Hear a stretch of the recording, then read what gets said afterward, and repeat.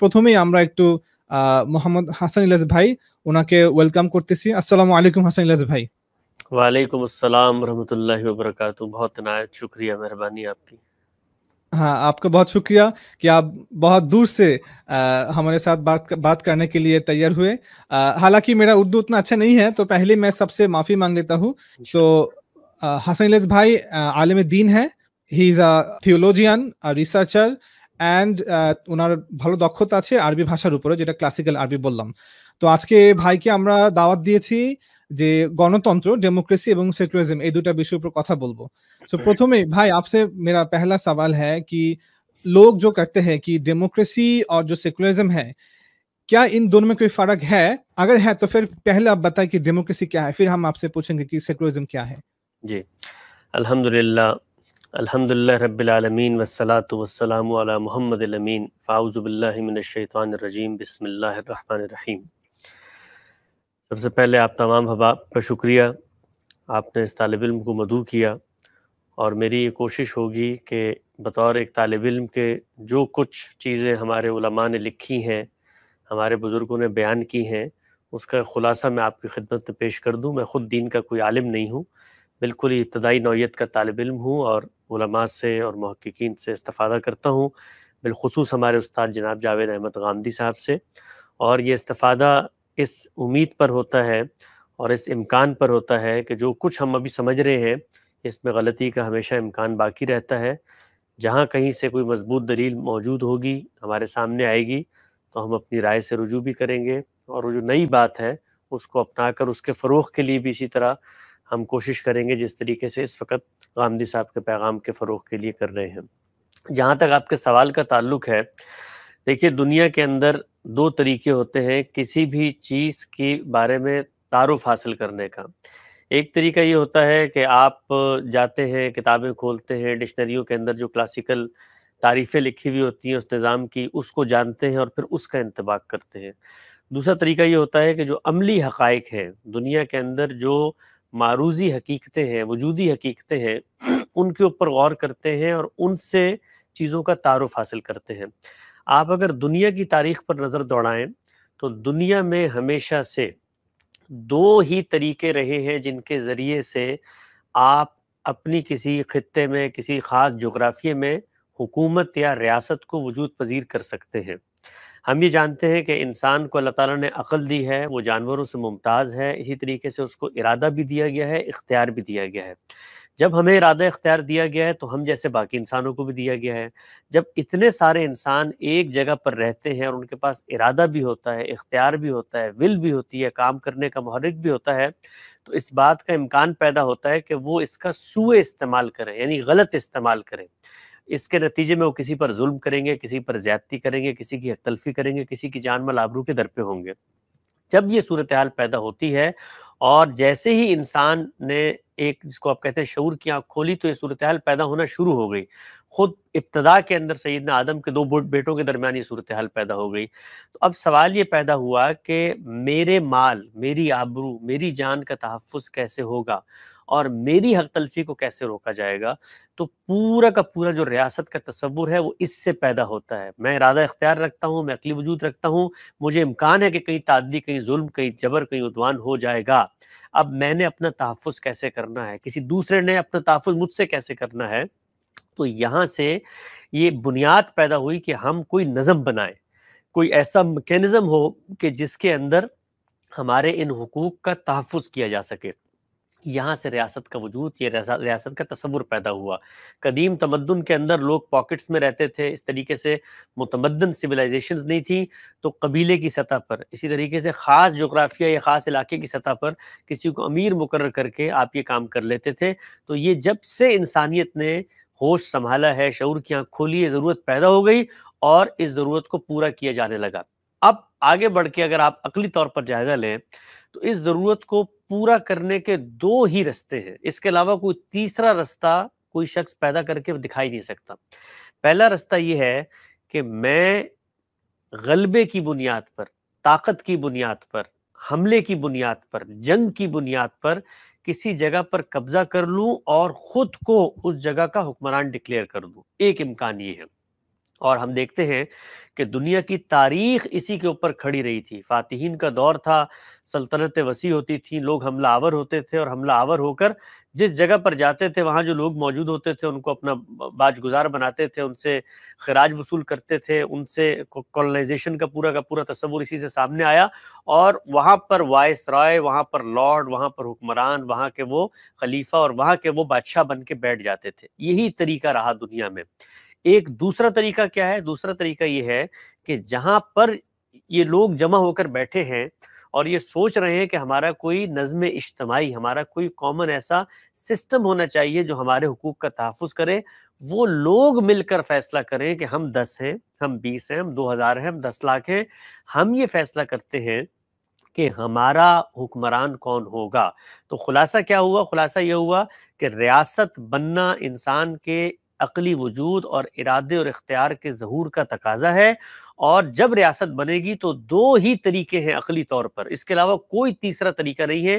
ایک تیسرا طریقہ اور بھی ہو سکتا تھا، وہ یہ کہ اللہ تعالیٰ جو ہے وہ آسمان سے کسی شخص کو نازل کر دے، لیکن چونکہ پیغمبروں کے سلسلے کے خاتمے کے بعد یہ امکان بھی ختم ہو گیا ہے کہ اللہ کسی کو رسول بنا کر بھیجے اور اس کو حکمران بنا دے، تو اب یہ تیسرا امکان بھی باقی نہیں رہا۔ تو دو ہی امکانات ہیں، ان دو امکانات میں سے، اور یہ خارج میں پڑے ہوئے ہیں، ابھی دین نہیں آیا یہاں پہ زیر بحث، دنیا میں ہمیشہ سے دو امکانات رہے اور آج بھی یہ دو امکانات جاری ہیں۔ اب ہم نے بطور مسلمان اس چیز کا جائزہ لینا ہے کہ کیا ہمارے دین نے بھی ہمیں کوئی ہدایت کی ہے اس طرح کے معاملے میں کہ بھئی تمہارا سیاسی نظم اگر بنے تو کیسے بننا چاہیے، تم اگر ریاست کو وجود پذیر کر رہے ہو تو کیا چیز پیش نظر رہنی چاہیے، ریاست جب بنے گی تو اس میں کوئی شخص حکمران منتخب ہوگا تو اس کی ذمہ داریاں کیا ہیں، یہ سب کا سب معاملہ جو ہے سیاست سے متعلق ہے۔ تو اب ہم جاتے ہیں اللہ کی کتاب کی طرف، اللہ کے پیغمبر کی سنت کی طرف، تو وہاں پر جا کر ہم اس چیز کا جائزہ لیتے ہیں کہ ان دو امکانات میں سے وہ کون سا امکان ہے جس کو مذہب سپورٹ کرتا ہے۔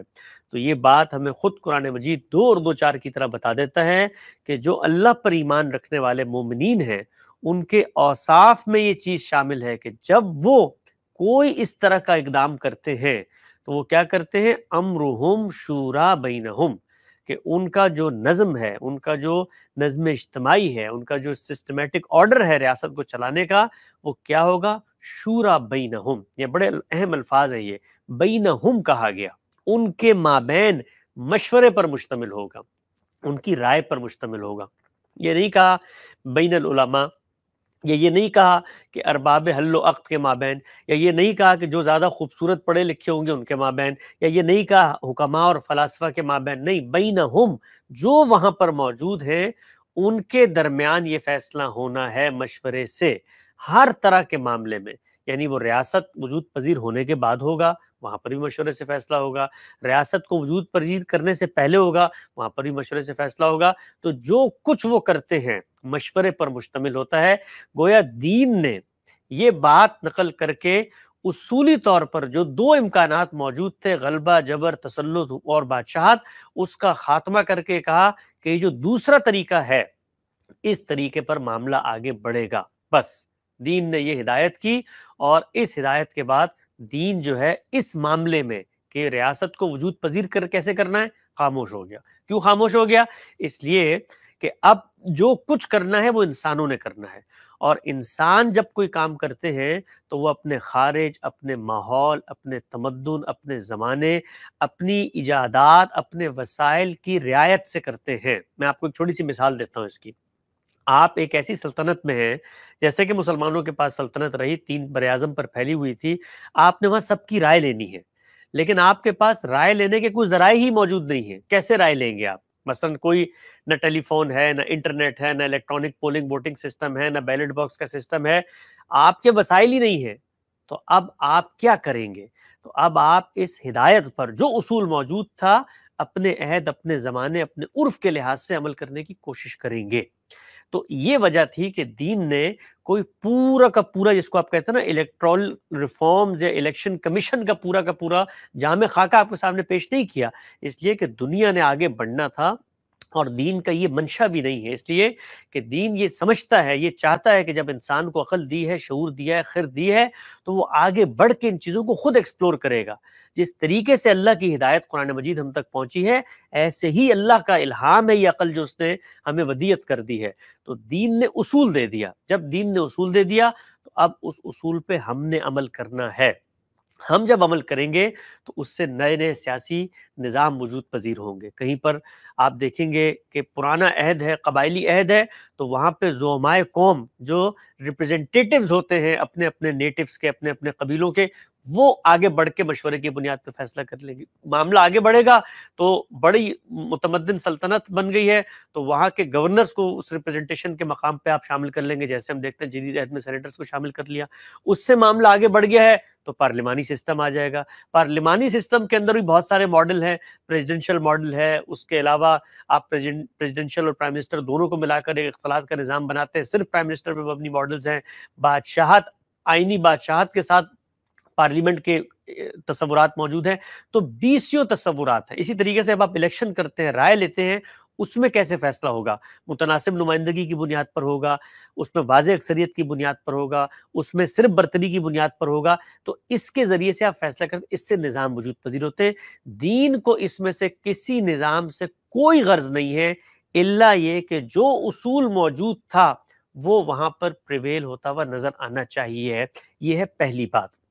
دوسری بات یہ ہے کہ جس وقت وہ نظام بن جائے گا، پاکستان میں بن گیا، بنگلہ دیش میں بن گیا، ہندوستان میں بن گیا، امریکہ میں بن گیا، بننے کے بعد اب ہم نے یہ دیکھنا ہے کہ اس نظام نے جس شخص کا انتخاب کیا ہے، گویا ووٹ کے ذریعے، رائے کے ذریعے، جمہوریت کے ذریعے جس شخص کا انتخاب ہوا ہے وہ کون ہے۔ اگر وہ شخص مسلمان ہے اور وہ مسلمان حکمران کی حیثیت سے اس ریاست میں آتا ہے، معاف کیجیے گا، تو ظاہری بات ہے کہ اس ریاست میں جو اکثریت ہے وہ مسلمانوں کی ہوگی۔ اگر مسلمانوں کی اکثریت ہے تو اس مسلمان حکمران سے بھی شریعت کے کچھ تقاضے متعلق ہوتے ہیں۔ مثلا اگر وہ مسلمان ہے تو اس نے ریاست کے اندر جمعے کا اہتمام کرنا ہے، جمعے کا ممبر اس کے لیے خاص کر دیا گیا ہے کہ وہ ممبر پہ جائے گا، اللہ کی یاد دہانی تذکیر کی بات کرے گا، اس سے خود بھی دین پہ قائم رہنے عمل کرنے کا جذبہ پیدا ہوگا، اور لوگوں کے ساتھ جو اس کا تعلق ہے وہ بھی صلح، خیرخواہی اور تذکیر اور اللہ سے رجوع کا ہوگا، تو جمعے کا ممبر اس کے لیے خاص کر دیا گیا ہے۔ اسی طریقے سے مثلا اگر وہ مسلمان حکمران ہے، اس کے پاس وسائل ہیں، اس کو کہیں پہ ظلم عدوان ہوتا ہوا نظر آ رہا ہے تو اس نے اس کے خلاف اقدام کرنا ہے، اگر باقی معاملات سازگار ہیں یہ اس کی ذمہ داری ہے۔ اسی طریقے سے مسلمانوں کی ریاست ہے، مسلمانوں کے لیے اللہ نے ایک قانون، ایک شریعت بیان کی ہے، تو اس پر اس نے عمل درآمد کرنا ہے۔ مثلا اللہ نے کہا ہے کہ بھائی حدود نافذ ہوں گی، یعنی اللہ کو جو لوگ مانتے ہیں اور اس کے بعد جانتے بوجھتے جرائم کا اقرار کرتے ہوئے یہ معاملہ کرتے ہیں تو اللہ کی سزاؤں کا نفاذ ہوگا، تو وہ شریعت کے سارے احکامات اس سے متعلق ہو جائیں گے۔ کن پر کرے گا؟ مسلمانوں پر کرے گا۔ کون کرے گا؟ مسلمان حکمران کرے گا۔ اور کیسے کرے گا؟ جب وہ مسلمانوں کے مشورے سے ایک حکومت کی منصب پر آ کر بیٹھ جائے گا۔ یہ ہے دین کا پورا تصور جو خارج میں موجود تھا۔ اب آپ اس کو سمجھنے کے بعد آگے بڑھتے ہیں اور یہ کہتے ہیں کہ دنیا میں کچھ اور بھی تصورات موجود ہیں، مثلا سیکولرزم موجود ہے، اور اس کی جو بنیادی سررشتہ ہے یا جہت ہے وہ یہ ہے کہ ریاست کا مذہب سے کوئی تعلق نہیں ہوگا۔ تو ہمارا دین جس چیز کو فروغ دے رہا ہے وہ تو اس سے بالکل مختلف ہے۔ وہ تو ہرگز یہ نہیں کہہ رہا، وہ یہ کہہ رہا ہے کہ جو مسلمان حکمران ہوگا اس نے ان چیزوں پر عمل کرنا ہے۔ تو ریاست تو لوگوں کے مشورے سے وجود پذیر ہو گئی، وہ قومی ریاست بھی ہو سکتی ہے، وہ نسل کی بنیاد پہ بنی ہوئی ریاست بھی ہو سکتی ہے، وہ زبان کی بنی ہوئی ریاست ہو سکتی ہے، لیکن جو حکومت ہے، جو حکمران ہے، وہ کیسے غیر مذہبی ہو سکتا ہے؟ تو اگر دنیا کا کوئی نظم یہ کہتا ہے کہ حکمران کو غیر مذہبی ہونا چاہیے تو بطور مسلمان مجھے وہ قابل قبول نہیں ہوگا۔ وہ سیکولرزم کا نظام ہو، وہ موجودہ جمہوری نظام ہو، وہ مغربی جمہوری نظام ہو، میں اس کے سامنے کہوں گا کہ دیکھیے میرا دین مجھے یہ کہتا ہے کہ میں حکمران بنوں گا تو میرے کچھ فرائض ہیں جو میں نے اپنی رعایا پر، یا رعایا کہیے یا عوام کہیے، ان کے اوپر میں نے ان پر عمل درآمد کرنا ہے۔ تو ہر وہ نظام، چاہے وہ موجودہ مغربی جمہوریت کا نظام ہو یا سیکولرزم کا نظام ہو یا کوئی بھی اس کو آپ نام دے دیں، اس تصور کے خلاف ہوگا جو کچھ میں نے یہاں پر بیان کیا کہ لوگوں کے مشورے رائے سے منتخب ہونے کے بعد اس نے شریعت پر عمل درآمد کرنا ہے، تو وہ خلاف اسلام ہے، ہم اس نظام کو قبول نہیں کریں گے۔ اگر ہم کسی ایسے ملک میں ہیں جہاں پر وہ نظام موجود ہے تو انارکی کا، فساد کا رستہ نہیں اپنا سکتے، لیکن اس نظام کو تبدیل کرنے کے لیے، اس نظام میں بہتری لانے کے لیے ہم پوری کوشش کریں۔ جی حسن بھائی، ایک عام آدمی اور ایک سائنٹسٹ، ایک عام آدمی اور ایک اکنومسٹ، ایک عام آدمی اور ایک علماء عالم، وہ تو برابر نہیں ہے۔ تو ڈیموکریسی کے اندر ایک جو کمی ہے وہ ہے کہ وہ ہر انسان کو برابر کر دیتا ہے۔ تو یہ جو بات آپ نے فرمائی ہے نا جی کہ ایک عالم اور ایک غیر عالم کیسے برابر ہو سکتا ہے، تو پھر تو آگے بڑھ کے ہمیں یہ بھی کہنا چاہیے کہ کسی عالم کا کوئی قتل کر دے تو اس کے مقابلے میں قصاص لینا چاہیے ہے، اور کسی غیر عالم کا اگر کوئی قتل کر دے تو وہ چونکہ کم علم رکھتا ہے، اس کے اندر اس طرح کی صلاحیت نہیں ہے، لہٰذا اس کے ساتھ وہ معاملہ نہیں ہونا چاہیے۔ پھر تو تمام معاملات میں کنسسٹنٹ رہنا چاہیے نا ہمیں۔ ہم وہاں پر بھی یہ بحث اٹھائیں پھر کہ جی عالم کی چوری کی ہے تو اس کی الگ سزا ہے، غیر عالم کے ساتھ چوری کی ہے تو الگ سزا ہے۔ زنا کا معاملہ بھی یہی ہونا چاہیے، ہر جگہ پہ پھر کنسسٹنٹ رہنا چاہیے ہمیں۔ تو اس میں جو اصل خرابی ہے اس پورے آرگومنٹ میں وہ یہ ہے کہ ہم نے یہ مان لیا ہے کہ عام آدمی کے اندر یہ صلاحیت ہی نہیں ہے، یہ عام آدمی اس کا حق ہی نہیں رکھتا کہ وہ یہ فیصلہ کرے کہ اس کا حکمران کون ہوگا، کس معاملے میں فیصلہ کرنا ہے۔ کیا عام آدمی کے پاس ہم یہ پوچھنے کے لیے جا رہے ہیں کہ بتائیے سورہ بقرہ کی تفسیر کیا ہے؟ تو اس معاملے میں تو آپ کا آرگومنٹ بہت اسٹرانگ ہو سکتا ہے کہ آپ آ کر کہیں کہ نہیں یہ دیکھیے تفسیر کرنے کے لیے ضروری ہے کہ عربی زبان آنی چاہیے، تفسیری ذخیرے پر اور روایت پر نظر ہونی چاہیے، اس نے باقاعدہ درس نظامی کیا ہونا چاہیے۔ آپ اس بارے میں اس سے رائے لے رہے ہیں، یا میں عام آدمی کے پاس اگر اپنے گردے کا آپریشن کرانے کے لیے چلا جاتا ہوں یا اپنی آنکھ نکلوانے کے لیے چلا جاتا ہوں تو یہ آرگومنٹ بڑا مضبوط ہے کہ بھائی اس کی نہ صلاحیت ہے، نہ قدرت ہے، نہ ملکہ ہے، یہ کیا کروانے جا رہے ہیں اس کے پاس؟ ہم عام آدمی کے پاس کیا لینے جا رہے ہیں؟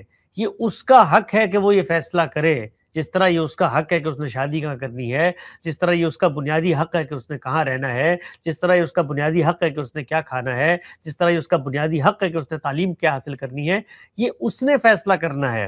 اور آگے بڑھ کے میں کہتا ہوں کہ یہ جو علماء ہیں یا ہماری قوم کے مثال کے طور پر بڑے لیڈرز ہیں، ان کے پاس فیصلہ کرنے کی اس معاملے میں کہ حکمران کون ہونا چاہیے اگر زیادہ نالج ہے تو عام آدمی کو قائل کر لیں، عام آدمی کو بٹھائیں، اس کے سامنے تقریر کریں، اس کو بتائیں کہ دیکھو یہ دو آپشنز ہمارے سامنے موجود ہیں، ان میں یہ زیادہ اچھا آپشن ہے۔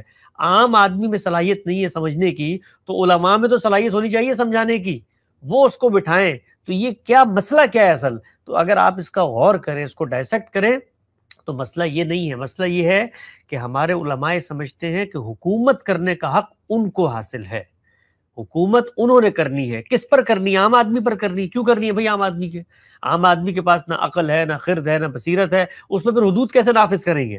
اس کو باقی چیزوں کا پابند کیسے کریں گے؟ تو حکومت عام آدمی پہ کرنی ہے، لیکن اس کے مشورے، اس کی رائے کے بغیر کرنی ہے۔ اور اگر آپ آگے بڑھ کے پوچھیں کہ کون فیصلہ کرے گا، کہیں گے علماء۔ علماء میں کون فیصلہ کرے گا؟ دیوبندی کریں گے، بریلوی کریں گے، اہل حدیث کریں گے، اہل تشیع کریں گے۔ تو ہر عالم کہے گا کہ ہم حق پر ہیں، ہم فیصلہ کریں گے۔ اچھا آپ ان کے اندر چلے جائیں تو ان میں آپ پوچھیں تو کون آپ کا امیر ہوگا، تو وہاں پر اختلاف ہو جائے گا۔ ہمارے ہاں تو اس کا فیصلہ ہی نہیں ہو سکتا، تو آخر میں دو لوگ بچیں گے، وہ کہیں گے میں حق پر ہوں، دوسرا عالم کہے گا میں حق پر ہوں۔ تو فیصلہ ہمیشہ عام آدمی کرتا ہے۔ یہ جو فیصلہ ہوتا ہے یہ حق و باطل کا فیصلہ نہیں ہے، یہ اس چیز کا فیصلہ نہیں ہے کہ یہ صحیح ہے یہ غلط ہے، یہ قرآن کے مطابق ہے قرآن کے مطابق، یہ فصل نزاع ہے۔ فصل نزاع کا مطلب یہ ہوتا ہے کہ ایک پرابلم پیدا ہو گئی ہے، کس نے حکومت کرنی ہے، تو اب پرابلم کا حل نکالنا ہے ہم نے۔ یہ حل غلط بھی ہو سکتا ہے، یہ حل ٹھیک بھی ہو سکتا ہے، سارے لوگ مل کر غلط حل کی طرف پہنچ سکتے ہیں اور چند لوگ صحیح حل تجویز کر سکتے ہیں۔ تو عام آدمی جب ووٹ دیتا ہے تو وہ حق و باطل کا فیصلہ نہیں کر رہا ہوتا، وہ اپنی رائے کے مطابق جس کو درست سمجھتا ہے اس کا انتخاب کر لیتا ہے۔ علماء کو اگر یہ لگتا ہے کہ عام آدمی غلط انتخاب کر رہا ہے تو علماء اس کو قائل کریں۔ کیوں نہیں قائل کر پاتے؟ اس لیے کہ قائل کرنے کے لیے آپ کے پاس آرگومنٹ ہونا چاہیے، دلیل ہونی چاہیے۔ علماء کی دلیل یہ ہے کہ عام آدمی کو حکمران بننے کا حق ہی نہیں ہے، حق ہی صرف ہم لوگوں کو ہے جو مذہبی لوگ ہیں۔ اور وجہ کیا ہے؟ وجہ وہ ہے جو آپ نے سوال میں پوچھی تھی، واقعات سے غلط استدلال۔ رسول اللہ صلی اللہ علیہ وسلم اللہ کے رسول تھے، اللہ کے پیغمبر تھے، پیغمبروں کے ساتھ اور رسولوں کے ساتھ اللہ کا یہ وعدہ ہے کہ اگر وہ اتمام حجت کے بعد یہ معاملہ کرتے ہیں کہ اللہ ان کو فتح نصیب کرتا ہے تو ان کو غلبہ ملتا ہے، اقتدار ملتا ہے۔ خود قرآن مجید نے بتایا ہے الذی مکناہم فی الارض، کہ جب ہم ان کو زمین میں اقتدار دیتے ہیں تو پھر وہ آگے کیا کام کرتے ہیں، اور یہ بشارت ہے اتمام حجت کے نتیجے میں۔ جب رسول اللہ صلی اللہ علیہ وسلم کو غلبہ مل گیا تو آپ وہاں کے رہنما تھے، اب آپ دنیا سے رخصت ہو رہے ہیں تو آپ نے فیصلہ کرنا ہے کہ بھائی میرے بعد کون حکمران ہوگا، تو آپ نے وہی اصول ہے جس کو سامنے رکھا، الائمۃ من القریش کے الفاظ کہے، مطلب کیا تھا کہ اکثریت میں اقتدار، ایک قبائلی معاشرے میں جس طریقے سے اقتدار کسی کو حاصل ہوتا ہے، قریش کو تمام تعریفوں کے مطابق اقتدار حاصل ہو چکا ہے۔ اور قریش کے لیڈر کون ہے؟ سیدنا ابوبکر، کوئی دو رائے نہیں ہے اس کے اندر۔ تو جو کچھ وہاں پر پہلے سے قبائلی معاشرے کے اندر کسی کو قوت اور عصبیت حاصل تھی وہ قریش تھے۔ اس کو ایک سادہ مثال سے سمجھے، آج پاکستان کے اندر مثال کے طور پہ ایک پارٹی کی حکومت ہے، اس کا وزیر اعظم کا کل انتقال ہو جاتا ہے، تو کل سب کو یہ معلوم ہے کہ پارلیمنٹ بن چکی ہے، ایک پارلیمانی پارٹی موجود ہے، تو ان ہاؤس تبدیلی آتی ہے، اس کے لیے آپ باہر جا کے دوبارہ الیکشن نہیں کرواتے، پارلیمانی پارٹی بیٹھتی ہے اور وہ یہ فیصلہ کرتی ہے کہ ہمارا اگلا لیڈر یہ ہوگا، اور اگلے دن اس کا انتخاب ہو جاتا ہے۔ تو سیدنا ابوبکر کا معاملہ بھی یہی ہوا، سیدنا عمر کا جو انتخاب ہے وہ بھی اسی طریقے سے ہوا، یعنی ایسا نہیں تھا کہ کسی کو ولی عہد اور جانشین مقرر کر دیا، بلکہ ہم سب جانتے ہیں سقیفہ بنی ساعدہ کا جو پورا کا پورا واقعہ ہے، اس میں کون لوگ آئے، وہ جو لوگ آئے وہ اس زمانے کے ریپریزنٹیٹیوز ہیں۔ جس طرح میں نے شروع میں کہا تھا کہ ریپریزنٹیٹیوز بنانے کا جو آج کا طریقہ ہے اس کو لے کر ہم پیچھے اپلائی کریں گے تو یہ ممکن ہی نہیں ہے، اس زمانے میں تو یہ ہو ہی نہیں سکتا تھا، اس زمانے میں تو اس زمانے کے حالات کے لحاظ سے ریپریزنٹیٹیو سامنے آئیں گے۔ تو سیدنا عمر نے خود یہ بات بیان کی ہے، یہ بات یاد رکھو، لا خلافت الا من مشورۃ من المسلمین، کہ خلافت جو ہے وہ مسلمانوں کے مشورے کے بغیر منعقد نہیں ہو سکتی۔ اس کے بعد کیا ہوا، خود سیدنا عمر کو یہ معلوم ہو گیا کہ کسی ایک شخص پہ اتفاق نہیں ہو سکتا، 6 لوگ ہیں، ان 6 لوگوں کو بٹھایا اور ان کو کہا کہ آپس میں ایک دوسرے کے حق میں دستبردار ہو جاؤ، وہ 3 رہ گئے اور اس کے بعد پھر فیصلہ ہو گیا۔ تو یہ سارا معاملہ اسی طریقے سے ہوا۔ ہمارے استاد جناب جاوید احمد غامدی صاحب نے اپنی کتاب برہان میں پورے کے پورے اس چاروں ائمہ کا جو نقل اقتدار کی تاریخ ہے اس کو نقل کر دیا ہے، اس کو آپ پڑھیں گے تو یہ تو ٹھیک ہے کہ آج کی جو جمہوری روایات ہیں، یہ جمہوریت کا طریقہ ہے، اس کے اوپر تو وہ پوری ہوتی ہوئی نظر نہیں آئیں گی، اس لیے کہ ہم لوگ تو واقف ہی اس سے ہیں، الیکشنز ہوں گے، M N As, M P As, legislative assembly کے منتخب ہوں گے، وہ جس کو آپ کہتے ہیں ووٹ آف کانفیڈنس دیں گے اور پرائم منسٹر بن جائے گا۔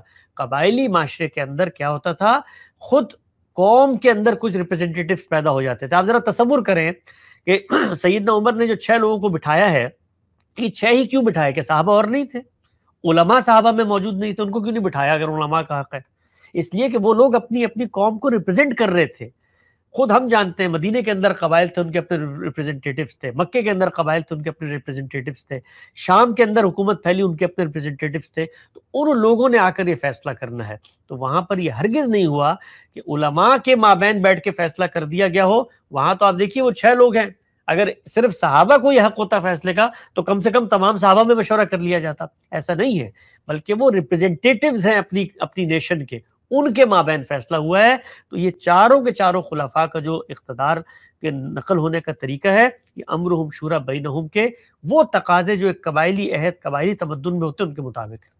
لیکن اگر ہم جو کارنٹ ڈیموکریسی ہے اس کا جو ڈیفینیشن ہے وہاں سے لوگ کوٹ کرتے ہیں یا پھر اس لائن کو پڑھ کے جو سمجھتے ہیں وہ کہتے کہ اس کا مطلب یہ ہے کہ لوگوں کا قانون اور لوگوں کا حق ہے اور ان کے ہاتھ میں قانون دے دینا، خدا کے ہاتھ سے قانون کو لے کے لوگوں کے ہاتھ پہ قانون کا جو اختیار ہے، اتھارٹی ہے، سوورنٹی ہے، اس کو لوگوں کو پاس دے دینا، اور یہ کفر ہے۔ آپ اس کے اوپر کیا کہیں گے؟ دیکھیے، اس میں جب ہم مسلمان کی حیثیت سے کسی جگہ پر مشورے پر مشتمل نظام بنائیں گے تو ہم اگر مسلمان ہیں تو ہم ان تمام چیزوں کا خیال رکھیں گے جو کچھ اللہ کی طرف سے ہم تک ان کے پیغمبروں کی وساطت سے پہنچی ہے۔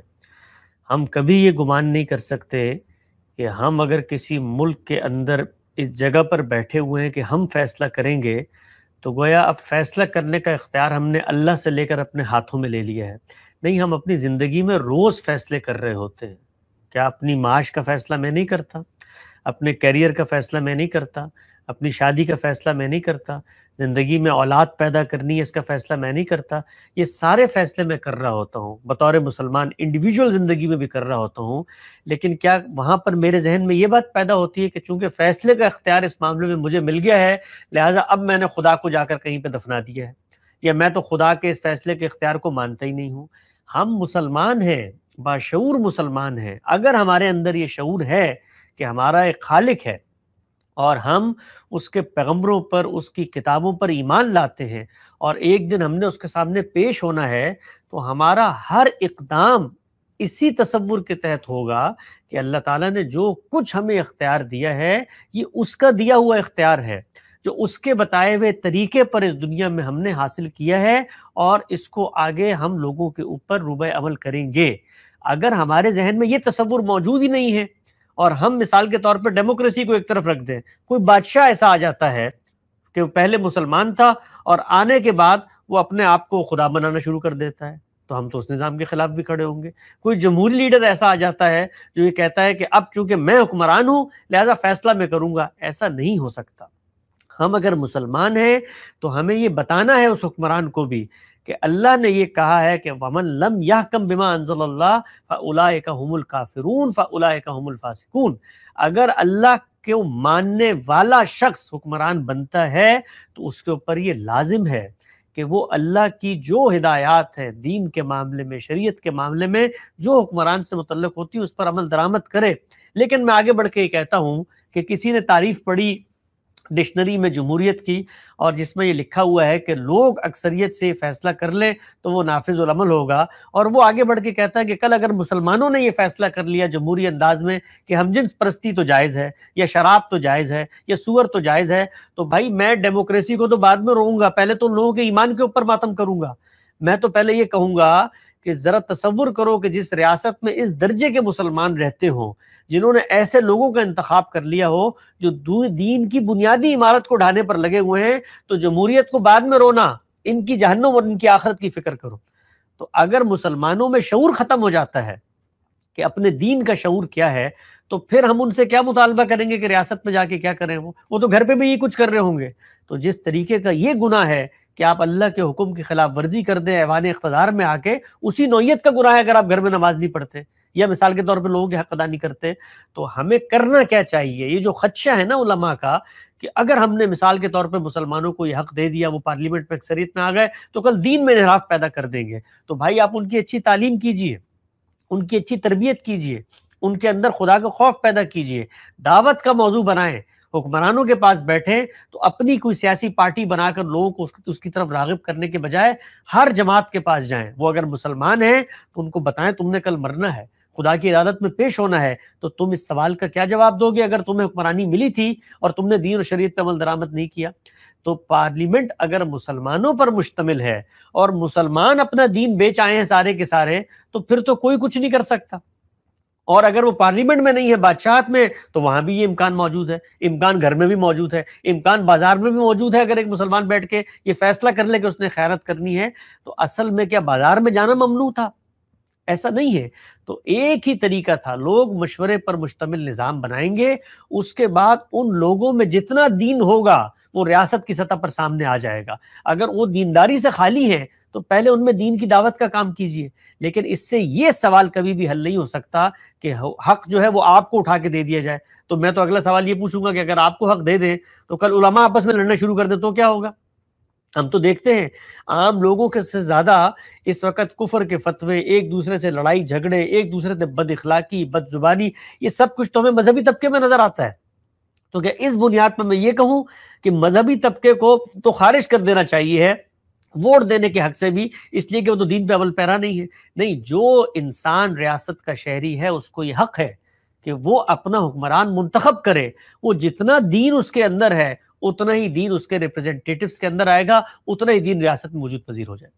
ایک اور بات آپ سے پوچھوں، وہ کہتے ہیں کہ the source of authority, the source of power, the people are the source of power۔ یہ جو بات ہے جو کہا جاتا ہے ڈیموکریسی کے اندر، اس کا اصل میننگ کیا ہے؟ کیا اس کا مطلب یہ ہے کہ the absolute source of power, the people have the absolute power، اور اس کا مطلب یہ ہے کہ جیسے ہم کہتے ہیں کہ یہ اس گھر کا مالک ہے وہ اس طرح کا کچھ؟ بالکل मतलब ایسی ہے. इसमें دیکھیے آپ اصل چیز یہ دیکھیے کہ جب بھی کوئی بات کہی جاتی ہے تو ذرا اس پہ غور کرنا چاہیے کہ کس پس منظر میں وہ بات کی جا رہی ہے. اچھا اگر دنیا کے اندر کوئی شخص جو خدا کو نہیں مانتا، خدا کے انکار پہ کھڑا ہوا ہے، مذہب کے خاتمے کی بات کر رہا ہے، اور وہ آگے بڑھ کے یہ بات کہتا ہے کہ نہیں یہ دنیا تو میں نے بنائی ہے، میں ہی دنیا کا خدا ہوں، دنیا آپ سے آپ بنی ہے، لہٰذا میں یہاں پر ایک نظام بناؤں گا، میں ہی اس کو چلاؤں گا، میں ہی مالک ہوں، میں ہی مختار کل ہوں، تو ظاہری بات ہے وہ اپنے ایک پس منظر میں بات کر رہا ہوگا. لیکن ہم لوگ جو مسلمان ہیں وہ اگر یہ بات کریں گے تو ہم یہ مان کر کریں گے کہ بھائی کائنات کا نظام اللہ تعالیٰ چلا رہا ہے، موت و حیات اس کے ہاتھ میں ہے، اسی نے ہماری جزا و سزا کرنی ہے، تقدیر کے فیصلے وہ کرتا ہے، مجھے کہاں پیدا ہونا ہے کہاں مرنا ہے یہ سب اس کے ہاتھ میں ہے، مجھے رزق کتنا ملے گا اس کا فیصلہ اس نے کیا ہوا ہے، اس نے دین دیا ہے، اس نے شریعت دی ہے، اس نے پیغمبر بھیجے ہیں، انہوں نے سنتیں جاری کی ہیں، اس پر ہمیں عمل درآمد کرنا ہے. ہم تو اس کی کتاب پڑھ کر یہ فیصلہ کر رہے ہیں کہ امرہم شورا بینہم، لہٰذا آؤ بیٹھو، اور بیٹھنے کے بعد یہ بات یاد رکھو کوئی شخص غلبہ، جبر، تسلط اور لوگوں پر طاقت کر کر حکمران نہیں بن سکتا، بلکہ لوگ فیصلہ کریں گے. اور اب وہ جملہ کہیے جو آپ نے آگے کہا، صرف لوگوں کی طاقت ہے جو فیصلہ کن ہوگی، کوئی شخص اس کو ریورس نہیں کر سکتا. تو ہم مسلمان اس پس منظر میں بات کر رہے ہوتے ہیں، ہم کبھی وہ بات نہیں کرتے. اگر ہم وہ بات کریں تو ہم تو مسلمان ہی نہیں ہوں گے. میں نے تو آپ کے سامنے آیت پڑھ کے بتائی وَمَن لَمْ يَحْكَمْ بِمَا أَنزَلَ اللَّهُ فَأُولَٰئِكَ هُمُ الْكَافِرُونَ فَأُولَٰئِكَ هُمُ الْفَاسِقُونَ. اللہ تعالیٰ کے نزدیک تو وہ مسلمان ہی نہیں ہے اللہ کی نزدیک حقیقت میں، جو اللہ کے دین کے اوپر فیصلہ نہ کرے، شریعت کے مطابق فیصلہ نہ کرے. خدا کہہ رہا تم مسلمان نہیں ہو. تو ذرا آپ تصور کریں کہ کیا کوئی شخص مسلمان رہے گا یہ بات کہنے کے بعد کہ پوری کائنات کی طاقت صرف انسانوں کے ہاتھ میں اور ہم فیصلہ کریں گے؟ ایسا ہرگز نہیں ہے. لہٰذا میں نے یہ عرض کیا تھا کہ جب آپ کتابوں میں جا کر تعریفیں پڑھ کے اور کسی نظام پر اس کا انطباق کرتے ہیں تو ایسا نہیں ہوتا. یہ امریکہ ہے، امریکہ میں بیٹھا ہوا ہوں، یہاں پر یہی بات کی جاتی ہے. یعنی ماڈرن ڈیموکریسی کا جو سب سے محکم اسٹرکچر ہے وہ سامنے آتا ہے یہاں پر بھی وہ دیکھیے ان کے دستور میں بھی، ان کے نوٹ، کرنسی نوٹوں پر بھی ہر جگہ لکھا ہوتا ہے کہ وہ خدا جس پر ہم ایمان رکھتے ہیں. لکھا ہوتا ہے نا. تو اس کا کیا مطلب ہے؟ اس کا مطلب یہ ہے کہ وہ خدا کو مانتے ہیں، خدا کو سپریم اتھارٹی مانتے ہیں، اس کے حکم کے تحت ایک تصور اپنا انہوں نے ریاست کی تشکیل پذیر کی ہے. تو اس سے یہ کبھی لازم نہیں آتا کہ جیسے ہی آپ کو ایک تصور اخذ کر لیں گے کہ تو کہیں کا پورا پیکج آپ اس کو اخذ کر رہے ہیں. فرانس کے اندر ہو سکتا ہے دوسرا نظام ہو، کسی دوسرے ملک کے اندر دوسرا نظام ہو. ہم مسلمان جب امرہم شورا بینہم کی بات کریں گے، جمہوریت کی بات کریں گے، کانسٹیٹیوشن کی بات کریں گے، لوگوں کے ذریعے حکمرانوں کے انتخاب کی بات کریں گے، تو اس پس منظر میں کریں گے. اگر ہم اس پس منظر میں نہیں کھڑے ہوئے تو ہم تو مسلمان ہی نہیں ہیں پھر. ঠিক আছে, উনি এটা বলেছেন যে একজন মুসলমান কি বিশ্বাস করে যে আসমান জমিনে বাদশা হচ্ছে একমাত্র আল্লাহ তাআলা, ক্ষমতা এখতিয়ার সব আল্লাহ তাআলার. এইটাকে সামনে নিয়েই মুসলমান বলবে যে আমি এই বাড়ির মালিক, আমি এই ঘরের মালিক. এবং যখন গণতন্ত্রে বলা হয় যে ক্ষমতার উৎস হচ্ছে জনগণ, ক্ষমতা জনগণের কাছে, এর মানে হচ্ছে গিয়ে তাদের শাসক বাছাই করার ক্ষমতা হচ্ছে গিয়ে জনগণের উপরে. এটা এমন না যে কোনো ব্যক্তি এসে রাজা হলো, বাদশা হলো, এখন সব ক্ষমতা বাদশার কাছে, ব্যাপারটা এমন না. এটা হচ্ছে মানুষের হক আছে, মানুষের এই ক্ষমতা আছে যে তাদের বাদশা, তাদের খলিফা, তাদের হুকমরান কে হবে, এটা এই অর্থে বলা হচ্ছে.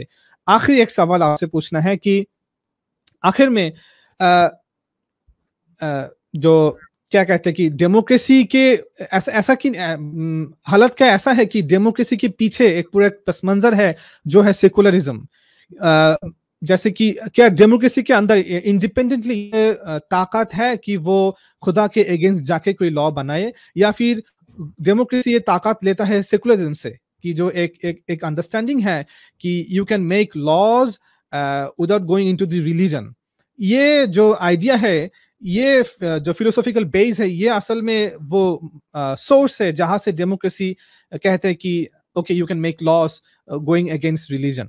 دیکھیے دنیا میں ہر نیا نظام اپنے ایک تاریخی پس منظر سے گزر کے سامنے آتا ہے. ہم یہ جانتے ہیں کہ مغرب کے اندر بہت لمبے عرصے تک کلیسا کا نہاب رہا. مذہبی لوگوں نے مذہب کی بنیاد پر یہاں پر حکومت کی، اور مذہب کا وہ انڈرسٹینڈنگ جو لوگوں کی انڈرسٹینڈنگ تھی اس کو خدا کی انڈرسٹینڈنگ بنا کے لوگوں پر نہ صرف یہ کہ نافذ کیا بلکہ پرسیکیوشن بھی ہوئی، اس کا ایک رد عمل ہے۔ رینائسنس کا پورا دور ہوا اور پھر اس کے بعد انلائٹنڈ ماڈریشن اور لوگوں کی حق خود ارادی اور لوگوں کو اس چیز کی بات کہ جی فری ول ہونی چاہیے، نئے نئے فلسفے، اس کی بنیاد کے پس منظر میں مغرب میں ہمیں جمہوریت نظر آتی ہے۔ ہر دنیا کا نظام اسی طریقے سے گزر کر سامنے آتا ہے۔ ہم نے کیا کرنا ہے؟ ہم نے یہ دیکھنا ہے کہ وہ جو کچھ نظام موجود ہے ہم اس نظام کو اپنے تصور حیات میں، اپنے ورلڈ ویو میں ایکسیپٹ کر رہے ہیں۔ ہم خدا کو مانتے ہیں، اس نے کہا ہے مشورے کی بنیاد پہ فیصلہ ہونا چاہیے۔ ہمارے ہاں اگر کسی ریاست میں اکثریت ہے مسلمانوں کی، اب ہم نے ریاست بنانی ہے تو ہم اس نظام کو اپنائیں گے اپنی شرائط کے اوپر۔ وہ نظام پیچھے سے کیا تصورات لے کر آ رہا ہے ہمیں اس سے کوئی غرض نہیں ہے۔ دنیا کے سارے معاملات، آپ اس کو ایک اور مثال سے سمجھیں، یہ جتنی ایجادات آپ کو نظر آتی ہیں، سائنٹیفک انوینشنز، یہ سب کی سب جنگوں کے پس منظر میں ہوئی ہیں۔ یہ آپ کے ہاتھ میں جو کمپیوٹر اس وقت موجود ہے، دوسری عالمی جنگ میں میزائلوں کو توڑنے کے لیے ایک پورا کا پورا نظام متعین کیا تھا۔ آج ہم اس سے استفادہ کرتے ہیں کہ نہیں کرتے؟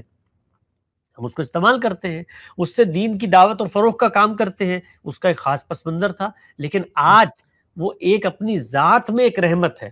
تو ہم اگر آج یہ فیصلہ کرنے بیٹھے ہیں کہ ہمارا حکمران کون ہوگا، تو 22 کروڑ لوگ ہیں، وہ آ کے تلواریں نکال کے ایک دوسرے کی گردنیں کاٹ کے فیصلہ کریں گے، یا کسی جگہ پر لائن میں خاموشی سے لگ کے قطار میں ایک ووٹ دے کر فیصلہ کریں گے؟ اگر اس ووٹنگ کا کسی نے نظام بنا کر ہمیں دیا ہے اور وہ نظام اپنانے کے بعد ہم اپنے دین پر عمل پیرا رہتے ہیں، تو اس میں کوئی حرج کی بات نہیں ہے۔ اس میں تو شکر گزار ہونا چاہیے، اور یہ شکر گزاری مشرق اور مغرب سے بالاتر ہوتی ہے۔ ومن لم یشکر الناس لم یشکر اللہ۔ اللہ کا شکر وہی ادا کرتے ہیں جو لوگوں کا شکر ادا کرتے ہیں۔ تو جس طریقے سے یہ جدید ٹیکنالوجی کو ہم استعمال کرتے ہیں ہمیں کوئی مسئلہ نہیں ہوتا۔ گاڑیاں ہم استعمال کرتے ہیں، ہوائی جہاز ہم استعمال کرتے ہیں، انفارمیشن ٹیکنالوجی کے یہ جتنے ذریعے ذرائع ہیں، پلیٹ فارمز ہیں، یہ سب ہم استعمال کرتے ہیں۔ وہاں پر ہم یہ بحث پیدا نہیں کرتے، یہ سب انہوں نے پیدا کی ہے جو خدا کے مثال کے طور پہ انکار پہ کھڑے ہوئے ہیں، لیکن ہم ان کو اپنی شرائط پہ استعمال کر رہے ہوتے ہیں۔ تو اسی طریقے سے جمہوریت، ہمارا دین ہمیں سکھاتا ہے کہ شورا سے فیصلہ ہو اور اکثریت کی بنیاد پہ فیصلہ ہو، یہ عقلی اقتضا ہے۔ اس کے لیے جو نظام موجود ہیں، آج انہوں نے بنائے ہیں، کل ہم بنا لیں گے تو ان کو ہماری پیروی کرنی چاہیے، اس سے کوئی فرق نہیں پڑتا۔ جہاں تک آخری بات کا تعلق ہے کہ یہ جو خوف ہے کہ اس کے ذریعے سے دین الٹ پلٹ جائے گا، تو بھائی ہمارے ہاں جن جگہوں پر مثال کے طور پہ مسلمانوں کی حکومت ہے اس وقت، وہاں پر بھی عوام میں تو دین نہیں پایا جاتا۔ تو دین اگر آپ نے سسٹین کرنا ہے تو اس کے لیے تو دعوت کا کام ہے، تذکیر کا کام ہے، یاد دہانی کا کام ہے۔ وہ جتنا عوام میں ہوگا اتنا ہی اثر آپ کو حکومت میں نظر آ جائے۔ جی، آپ کا بہت بہت شکریہ ہم سے بات کرنے کے لیے۔ بنگلہ دیش کے بہت سارے لوگ ہیں، بے شک دے ول بی بینیفیٹڈ انشاءاللہ، اور امید ہے کہ آپ سے دوبارہ کبھی انشاءاللہ بات کر سکیں گے انشاءاللہ۔ بہت شکریہ، میری بھی نیک تمنائیں ہیں آپ تمام حضرات کے ساتھ، دعاؤں میں یاد رکھیے۔ جی، السلام علیکم۔ وعلیکم السلام۔